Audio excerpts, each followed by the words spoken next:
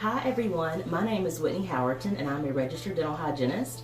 I'm also the clinical education manager for Young Innovations. First, I want to say congratulations on being the new owner or user of the Young Hygiene Handpiece. Today I want to talk to you about the care and maintenance of your Young Hygiene Handpiece. It's going to come in packaging like you saw earlier, and this one's already sterilized.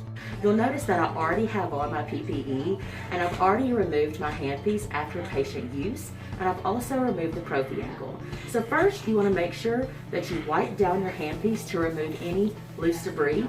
Even if you've used a protective sleeve, please still wipe it down. Your nose cone easily removed so that you can wipe that out as well, and use air and water to blow through it just with air if needed.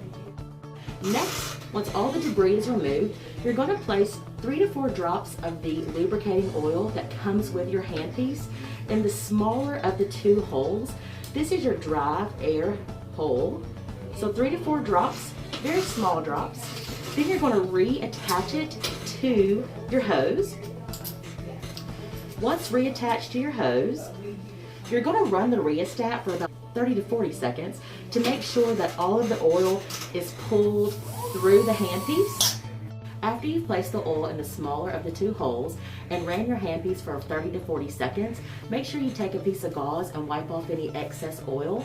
You can also use your wipe to remove any excess oil as well. Also, with your handpiece, never submerge it in any type of cold sterile or never put it in the ultrasonic. After you've dispelled the oil, remove the excess. It's ready to go in your pouch for sterilization. Thank you for watching. Be sure to visit youngdental.com for full instructions on care and maintenance of your Young Hygiene Handpiece and to request samples of our other great products.